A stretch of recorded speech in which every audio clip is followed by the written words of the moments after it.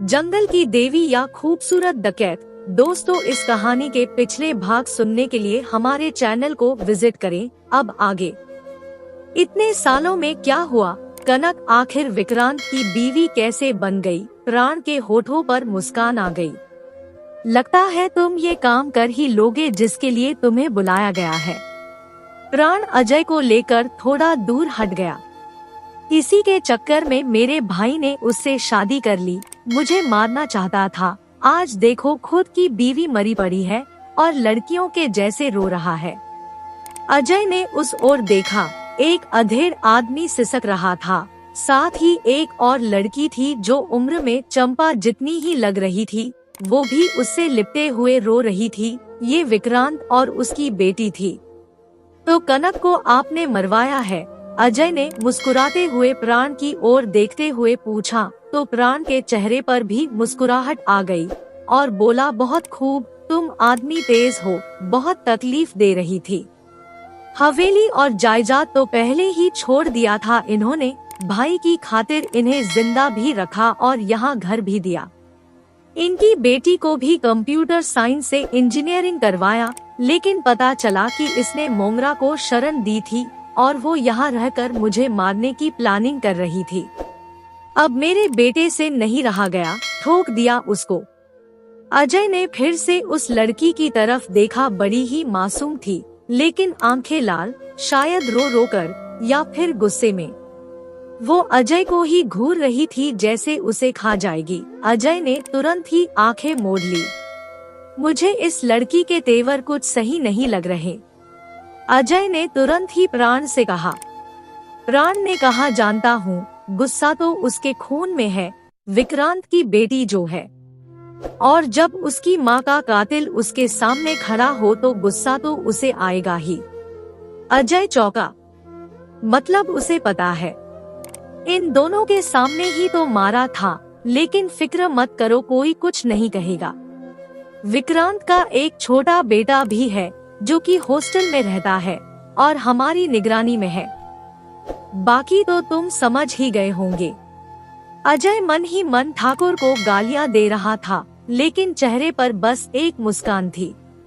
उसने फिर से उस लड़की को देखा। उसे देखकर ही उसे आभास हो गया कि कनक कितनी सुंदर रही होगी। पतली दुबली सी लंबी लड़की, बड़ी बड़ी आंखों वाली, दूध सी गोरी, लेकिन अभी चेहरा लाल था। उसके तेवर से ही लग रहा था कि वो कितनी गुस्सेल है, लेकिन फिर भी अजय को बहुत ही प्यारी लगी उसकी साली जो थी। प्राण अजय को देखता रहा और फिर बोला, क्या हुआ, लड़की भाग गई क्या? अजय बुरी तरह से झेप गया। प्राण ने कहा, फिक्र मत कर, अगर मेरा काम कर दिया तो दोनों तेरे। अजय ने कहा, दोनों? प्राण ने कहा, हाँ, तेरी चंपा और ये भावना, दोनों को रख लेना। भावना? अजय ने मन में ही दोहराया, लेकिन उसे प्राण पर गुस्सा भी आया क्योंकि भावना रिश्ते में उसकी बेटी जैसे थी। ठाकुर और बाकी के पुलिस वालों के जाने के बाद अजय फिर से कनक के घर में गया। क्यों आए हो यहाँ? भावना चिल्लाई। अजय ने कहा, थोड़ी तहकीकात करनी है। अजय ने अपनी पुलिसिया अकड़ में कहा। भावना ने कहा, देखो, अभी हम बहुत दुखी हैं। अभी हम कुछ भी कहने की स्थिति में नहीं हैं। विक्रांत जो कि कभी बहुत ही गुस्सैल हुआ करता था, अब बहुत ही शांत दिख रहा था। उसने ही भावना को आगे बढ़ने से रोक लिया था। अजय ने कहा, लेकिन पूछताछ तो करनी ही पड़ेगी। अजय का अंदाज अब भी वही था। कितने कमीने हो तुम? भावना फिर से चिल्लाई, ये जानते हुए भी कि माँ को किसने मारा है, तुम यहाँ पूछताछ करने आ गए। दीदी तुम्हारे बारे में गलत थी, तुम तो ठाकुर से मिले हुए हो। दीदी तुम दोनों को नहीं छोड़ेगी। अजय सोच में पड़ गया कि क्या मोंगरा ने उसे सब बता दिया था। अच्छा, तो दीदी से तुम्हारी अच्छी बनती है। अजय थोड़ा रुका। तब तो तुम मेरी साली हुई। अजय के मजाक से किसी को हंसी तो नहीं आई, लेकिन दोनों ही उसे घूरने लगे। क्यों मोंगरा ने सब कुछ नहीं बताया क्या? दोनों ही एक दूसरे का चेहरा देखने लगे। तुम गद्दार हो, इधर दीदी के साथ प्यार की बातें करते हो और उधर ठाकुर के साथ वफादारी दिखा रहे हो। भावना की आवाज इस बार थोड़ी ठंडी थी। अजय ने कहा, समझा करो, मुझे ठाकुर से दोस्ती करके रखनी पड़ती है, वरना मेरे स्थान पर कोई दूसरा आ जाएगा। और मैं तुम्हारी दूसरी दीदी के बारे में बात कर रहा हूँ, चंपा के बारे में, ना कि मोंगरा के बारे में। उसकी बात सुनकर दोनों ने फिर से एक दूसरे को देखा। वहीं विक्रांत खड़ा होकर उसके पास पहुंचा। भावना ने कहा, तुम आँख से खेलने की कोशिश कर रहे हो, चंपा को भूल जाओ क्योंकि मोंगरा तुमसे बेहद प्यार करती है। मोंगरा तुम्हें पाने के लिए कहीं चंपा को ही ना मार दे। कनक उसे समझा के थक गई, लेकिन वो किसी की बात सुनती ही कहाँ है। अजय ने कहा, तब तो मेरे लिए और ही आसान हो जाएगा मोंगरा को खत्म करना और ठाकुर को भी। अजय इतना ही बोलकर वहाँ से निकलने ही वाला था कि उसकी नजर एक पुस्तक में पड़ी। अजय कुछ देर उसे ध्यान से देखकर उसके पास पहुँचा और पुस्तक में फंसे हुए एक चमकीले कागज को खींच लिया। वो एक तस्वीर थी जिसमें मोंगरा हाथों में बड़ी सी पिस्तौल लिए दिख रही थी, लेकिन अजय उसे और देख पाता उससे पहले ही भावना दौड़ी आई और उसके हाथों से वो फोटो खींच लिया। अजय उसकी इस अदा पर हल्का सा मुस्कुराया और घर से निकल गया। रात के अंधियारे में छोटे से दिए की लालिमा में मोंगरा का चेहरा चमक रहा था। बाल बिखरे हुए थे और वो किसी ख्वाब में खोई हुई थी। वहीं बलवीर उसके पास बैठा हुआ था। मोंगरा ने उससे कहा, उसने मेरी बुआ को मार डाला बलबीर, और मैं कुछ भी नहीं कर सकी। उसने बुआ को मेरे कारण मारा। बलवीर चेहरा उठाकर उसकी ओर देखता है। मोंगरा की आंखों में आंसू नहीं थे, लेकिन आंखें कहीं खोई हुई जरूर थी। मैं अजय की बाहों में थी और उसने। बलवीर ने कहा, मैंने पहले ही कहा था कि इस इंस्पेक्टर के चक्कर में मत पड़ो, लेकिन तुम तो मेरी बात सुनती ही नहीं। क्या मैं तुम्हें प्यार नहीं करता? क्या बाकी के गिरोह के लोग तुम्हें प्यार नहीं करते? बलवीर बोलते हुए उत्तेजित हो गया था। उसकी आवाज कांप रही थी। वही गुस्सा उसके चेहरे पर साफ साफ झलक रहा था, लेकिन मोंगरा के होठों पर उसकी बात को सुनकर बस एक मुस्कान आई। मैं ठाकुर को नहीं छोड़ूंगी बलवीर, नहीं छोड़ूंगी। तुम मेरे साथ हो ना मेरे बच्चे। बलवीर ने कहा, हाँ हाँ हाँ, मरते दम तक तुम्हारे साथ हूँ। मोंगरा की आंखों से आंसू की बूंदें टपकने लगी। बलवीर ने कहा, उस अजय को भी जान से मार दूंगा। तुम्हें छूने की हिम्मत कैसे की उसने? मोंगरा की आंखों में तो आंसू थे, लेकिन होठों पर बलवीर की बात सुनकर मुस्कुराहट आ गई। मोंगरा की नजर अब भी छत को देख रही थी। बलवीर उसके बाजू में नींद की आगोश में जा चुका था, लेकिन मोंगरा की आंखों में नींद ही नहीं थी। वो अपने अतीत की यादों में खोई थी, जब मोंगरा और बलवीर एक साथ ही खेला करते थे। बलवीर उससे बचपन से प्यार करता था। अपने पिता के लाख मना करने के बाद भी उससे मिलता। आखिरकार परमिंदर ने उसे टोकना भी छोड़ दिया, लेकिन वो जानता था कि वो कालिया की बेटी है। उस हवेली में उसे कोई भी पसंद नहीं करता था, और मोंगरा का सबसे बड़ा दुश्मन था ठाकुर रणधीर सिंह। रणधीर प्राण का इकलौता बेटा था और लगभग बलवीर की उम्र का। प्राण और परमिंदर दोनों ही चाहते थे कि बलवीर रणवीर का वफादार बने, जैसा कि परमिंदर प्राण का वफादार था। लेकिन वक्त को कुछ और ही मंजूर था। बलवीर अपने से 15 साल छोटी मोंगरा के साथ खेला करता था और बलवीर को हमेशा ही मोंगरा की ही फिक्र रहती थी। ताकत तो बलवीर में भी परमिंदर जैसी ही थी, लेकिन वो ताकत मोंगरा की रक्षा के लिए ही खर्च होती थी। लोगों को लगता था कि बलवीर मोंगरा को अपनी बहन समझता है। शायद हाँ भी और ना भी, क्योंकि वक्त के साथ साथ जब मोंगरा जवान हुई तो सब कुछ बदलने लगा। रणवीर और बलवीर दोनों ही मोंगरा के पीछे दीवाने होने लगे थे। मोंगरा थी ही इतनी आकर्षक, कम उम्र में ही वो सुंदर दिखाई देने लगी थी। बलवीर तो उसे दिल से चाहता था, लेकिन रणवीर की गंदी निगाहें उस पर रहती थी। वो भी उससे 15 साल बड़ा था और ना जाने कितनी लड़कियों के साथ गलत हरकतें कर चुका था। लेकिन मोंगरा कभी उसके हाथ नहीं आती थी। उसके बीच का सबसे बड़ा रोड़ा था मोंगरा की माँ और बलवीर। मोंगरा पलटकर बलवीर के तरफ देखती है, जो कि उसके बाजू में सोया हुआ था। सही मायने में ताकत का जीता जाता नमूना था वो, लेकिन मन से बिल्कुल ही बच्चा। खासकर मोंगरा के लिए तो वो बच्चा ही था। मोंगरा के मन में उसे देखकर बेहद प्यार उमड़ आया। कमरे में जल रहे छोटे से दिए की रोशनी में मोंगरा उसके चेहरे को ही निहारे जा रही थी।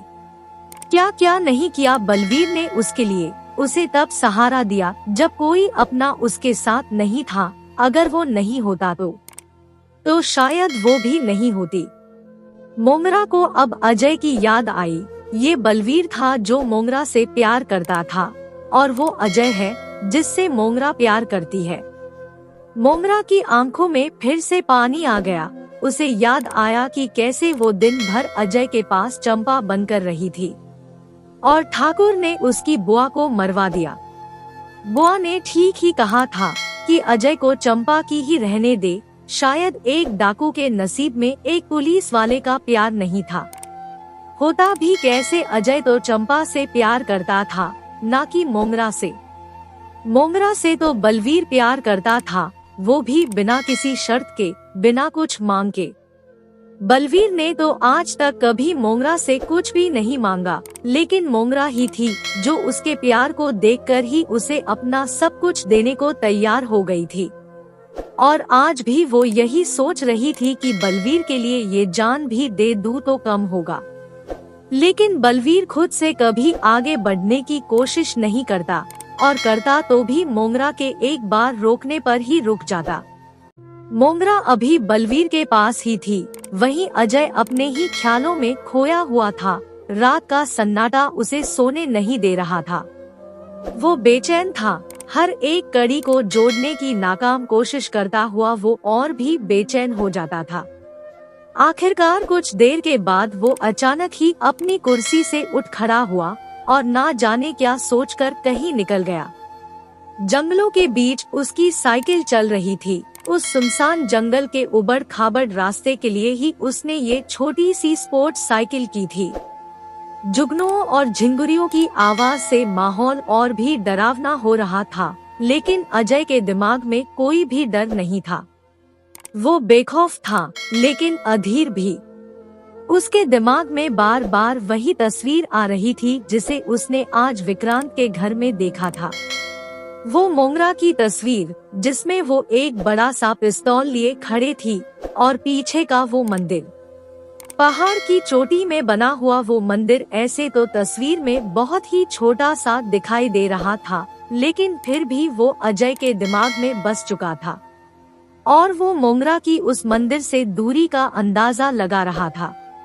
तस्वीर पहाड़ी के नीचे से नहीं, बल्कि सीधी ऊंचाई से खींची गई थी। मतलब था कि किसी दूसरी पहाड़ी से, क्योंकि तस्वीर में वो मंदिर मोंगरा के नीचे दिख रहा था। मतलब कि आसपास की कोई पहाड़ी जो कि उस मंदिर वाली पहाड़ी से ऊंचा होगा। अजय इतनी देर से यही सोच रहा था कि आखिर वो कौन सी पहाड़ी होगी जहां मोंगरा अपने पूरे गैंग के साथ छुपी होगी। वैसे तो उसे सुबह तक का इंतजार करना था, लेकिन ये उत्तेजना ही उसे सोने नहीं दे रही थी, और वो अपनी साइकिल लेकर निकल पड़ा था। 2 घंटे की मशक्कत के बाद वो उस मंदिर वाली पहाड़ी के नीचे खड़ा था और ध्यान से बाकी सभी पहाड़ी को देख रहा था। उसने अपना मोबाइल निकाला और मैप से आसपास की ऊंची पहाड़ी खोजने में लग गया। मोबाइल की रोशनी से आसपास के कीड़ों ने उसे जरूर परेशान किया, लेकिन आखिर उसे समझ में आ ही गया कि क्यों मोंगरा ने उस जगह को चुना होगा। अपनी साइकिल झड़ियों में छिपाकर उसने पहाड़ पर चढ़ना शुरू कर दिया। बड़े छोटे पत्थरों का सहारा लेकर वो आगे बढ़ता गया। चांद की रोशनी ही उसकी मददगार थी। एक पत्थर के ऊपर सोए हुए बंदूकधारी को देखकर उसे ये निश्चित हो गया कि मोंगरा यही कहीं होगी। परिस्थिति तो ऐसी थी कि उसे डरना चाहिए था, लेकिन फिर भी उसके दिल और दिमाग में ऐसा जुनून था कि उसे डर लेश मात्र भी नहीं हो रहा था। वो खुद भी अपने किए पर अचंभित हो रहा था। वो मंजिल की ओर ऐसे बढ़ रहा था जैसे कोई शक्ति ही उसे उस ओर खींच रही हो। वो पहाड़ी के बीच तक आ चुका था। कुछ घोड़े और समतल जगह भी उसे दिखाई दे गई। एक छोटे सी गुफा नुमा जगह से कुछ रोशनी छन कर आ रही थी, जैसे अंदर दिया जलाया गया हो, और बाहर बस लकड़ियों से बनाया गया एक दरवाजा था जिससे अंदर देख पाना बहुत ही आसान था। वो हल्के कदम से और बहुत ही आहिस्ते आहिस्ते उस ओर बढ़ा।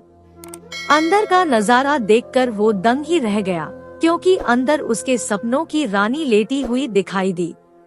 वो वही लड़की थी जिसके साथ उसने पूरी सुबह से दोपहर बिताई थी, या वो इसकी जुड़वा बहन थी। अजय दोनों में बिल्कुल भी फर्क नहीं कर पा रहा था। अभी मोंगरा छत को देख रही थी जैसे किसी ख्याल में खोई हो। पुलिस रिकॉर्ड को याद करके अजय को याद आया कि मोंगरा के बाजू में सोया हुआ शख्स कोई और नहीं बल्कि मोंगरा का वफादार और परमिंदर का बेटा बलवीर है। मोंगरा उसकी ओर पलटी और बलवीर को प्यार भरी निगाहों से देखने लगी। अजय को पता नहीं क्यों, लेकिन इतनी जलन सी महसूस हुई कि वो वहाँ से जाने को हुआ, और इसी में एक गलती उससे हो गई। वो दरवाजे से टकरा गया। अचानक ही मोंगरा पलटी और जैसे दोनों की नजर मिल गई। अजय तो जैसे किसी मूर्ति सा स्थिर हो गया था। मोंगरा ने थोड़ी देर ही उसे घूरा, जैसे उस अंधेरे में देख रही हो कि वो कौन था, और अनायास ही उसके होठों पर मुस्कुराहट सी आ गई। अजय ये समझ नहीं पा रहा था कि मोंगरा ने उसे देखा कि नहीं। कमरे में पर्याप्त रोशनी थी जिससे अजय मोंगरा को देख पा रहा था। वहीं बाहर चांद ने इतनी रोशनी बिखेर दी थी कि कोई शख्स किसी को देखकर पहचान जाए, लेकिन इतनी भी नहीं कि उस लकड़ी के दरवाजे के बाहर से झकता हुआ शख्स अंदर से दिखाई दे जाए। लेकिन अगर मोंगरा ने अजय को नहीं देखा तो वो मुस्कुराई क्यों? ऐसा अजय को क्यों लगा कि मोंगरा उसकी आंखों में ही देख रही थी? अजय बस इसी सोच में था कि बलवीर भी उठ गया था और दोनों की प्रेम लीला चालू हो गई थी। मोंगरा की आंखें बार बार उन आंखों से मिल जाती थी जो कि बाहर से उन्हें झांक रहा था। अजय के दिल में तेज दर्द सा होने लगा था। एक अजीब सी जलन उसके अंदर होने लगी। मन किया कि अभी पिस्तौल निकालकर दोनों को ही उड़ा दूं, लेकिन वो फिर से घबराया। वो जल्दबाजी में पिस्तौल ही भूल आया था। जब जब मोंगरा और अजय की आंखें मिलती थी, मोंगरा मुस्कुरा देती। अजय को अब यकीन हो गया था कि मोंगरा ने उसे यहाँ देख लिया और शायद पहचान भी लिया है। अजय को ये दर्द क्यों हो रहा था? शायद इसलिए क्योंकि उसे अभी मोंगरा में चंपा का अश्क दिख रहा था, और अपनी चंपा को किसी दूसरे के साथ देखकर उसका खून जल रहा था। वो खुद को बार बार समझा रहा था कि ये चंपा नहीं बल्कि मोंगरा है। उसकी चंपा ऐसा नहीं कर सकती, और अगर मोंगरा ने उसे देख लिया था तो वो उस पर बार क्यों नहीं कर रही बल्कि उसे जलाए जा रही है, क्योंकि शायद वो अजय से प्यार करती थी। लेकिन प्यार करने का ये कौन सा तरीका था कि खुद को दूसरे के सामने सौंपते हुए दिखाना? अजय को याद आया जो विक्रांत ने उससे कहा था कि मोंगरा उससे बेहद प्यार करती है, लेकिन यहाँ तो ये देखकर नहीं लग रहा था कि मोंगरा उससे प्यार करती होगी। अजय ने मन में ही कहा और वहाँ से निकल गया। मन में कई टन जितना बोझ लेकर आज मोंगरा के इतने पास होते हुए भी वो कुछ नहीं कर पाया। लेकिन अब वो पुलिस के साथ आएगा और साथ ही मोंगरा की ईंट से ईंट बजा देगा।